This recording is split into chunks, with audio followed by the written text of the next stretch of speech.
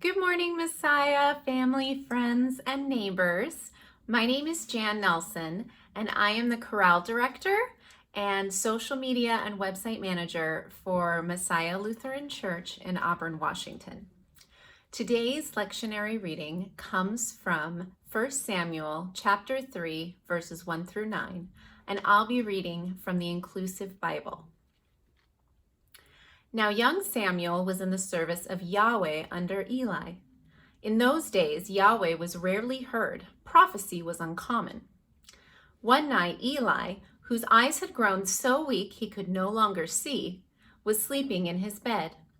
The lamp of God had not gone out, and Samuel was sleeping in the tent of meeting, near the Ark of the Covenant.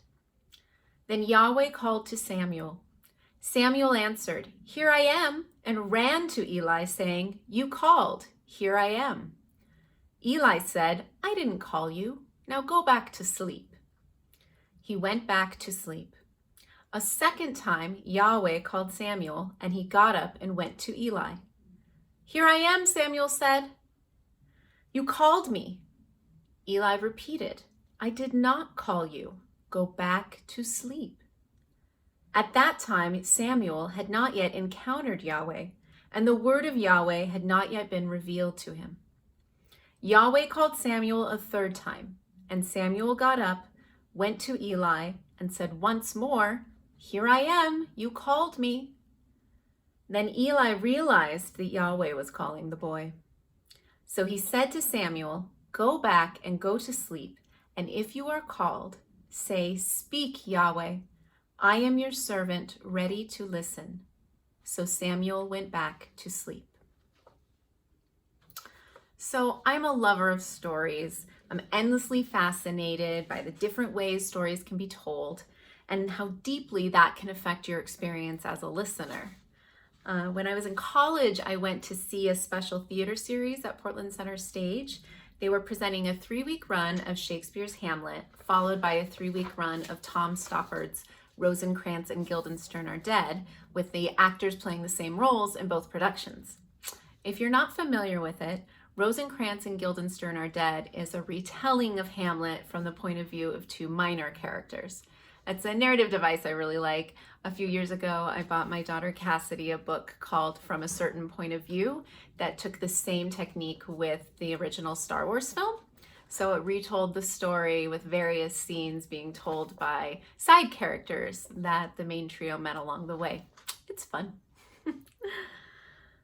When you hear a story and you have information that the characters in the story don't have, it immediately triggers your compassion. You're afraid for them, you're enraged for them, you take pity on them. In reading from Samuel, he lives without a knowledge of God. As we read the passage, we know it is God and not Eli that's calling Samuel, but Samuel doesn't know. He doesn't even register that as a possibility. I think right now a lot of us are waking up to truths we never imagined. Some of those truths are violence and cruelty that we insulated ourselves from. Other truths are the litany of seemingly innocuous things we've done that actively contributed to the oppression of others. There is a reality being lived out by Black Americans that white Americans like myself have not even registered as a possibility. Like Samuel, we keep returning to the answer that fits reality as we know it to be, but not necessarily as it is. The Black community has been calling out to us for centuries, but we haven't shown up as servants ready to listen. If anything, we're like Eli, aware of the misconduct perpetrated by our own community, but ultimately unwilling to take the drastic measures required to stop it. I have been reading a lot on the internet over the last couple of weeks, as I imagine many of you have. And one person I've been following on social media and reading a lot from is Lenny Duncan. You've probably heard that name in recent weeks. Lenny Duncan is an ELCA pastor in Vancouver, Washington, and he's the author of the book, Dear Church, a love letter from a Black preacher to the whitest denomination in the U.S. He's an incredible follow on Facebook or Twitter, if that's your deal. Very, very good. Worth following. And we'll be reading that book as a congregation next month.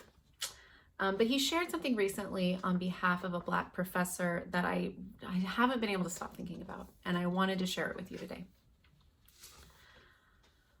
Hello, white people. I want to tell you something. It's the second week since the explosion of this round of protests. The second week since George Floyd's snuff film started being broadcast all over. I want to tell you something about my experience with white progressive backlash. So often I have seen it.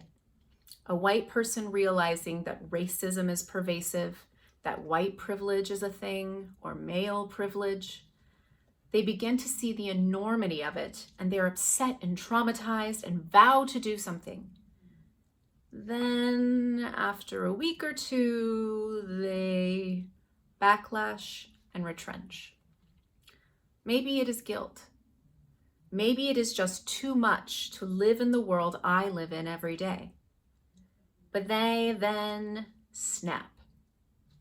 They decide it isn't that bad, and they blame us for having said something in the first place. They stop being allies, and we become the problem ones for speaking out. And then we get punished by our allies for making them feel uncomfortable, while they return to comfort. It happened after Ferguson. It's happened time and again. One of the reasons it is difficult to trust allies in the majority is because this backlash happens all the time. You are pressured to share your pain. Your pain becomes about them feeling pain. Then you're the villain. Marginalized people are expected to do the work to show the injustices, then punished for doing so because injustice is uncomfortable. So the question I wonder when I see all this outrage from white people about the injustice is, will the backlash come next? Will white allies just get overwhelmed by seeing it all and then go back into the matrix and punish the most marginalized for having said something? I hope you all don't go back into the matrix. I hope you all don't decide it is easier to blame us for telling you about injustice and making you uncomfortable than it is to fight injustice. Or maybe rather than backlash, it'll just be silencing.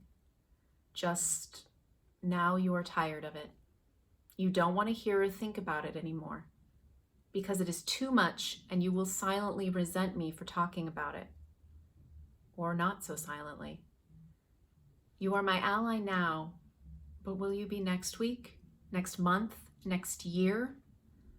Will I be punished because I'm oppressed and my oppression makes you feel guilt? And it is easier to ostracize me than it is to tackle structural inequality? And that is part of the reality of being marginalized while talking to people in the majority. We always have to be careful that speaking the truth will cause us to be punished, even with allies.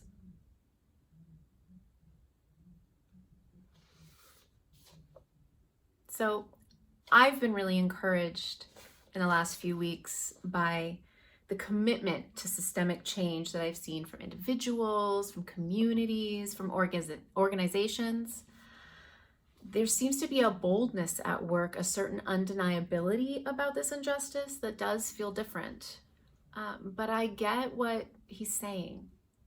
I'm hopeful, but not naive.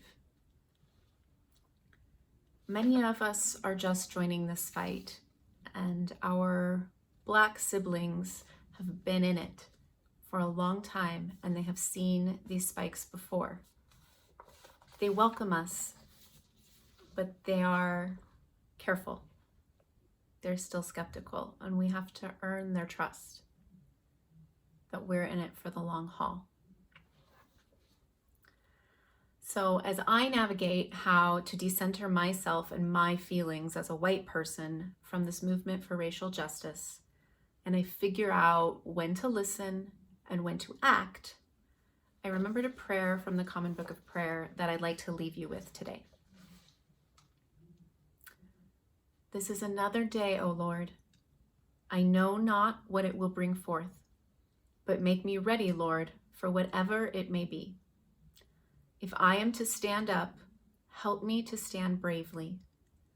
If I am to sit still, help me to sit quietly.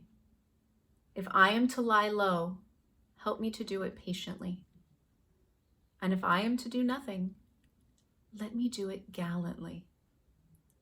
Make these words more than words, and give me the Spirit of Jesus. Amen.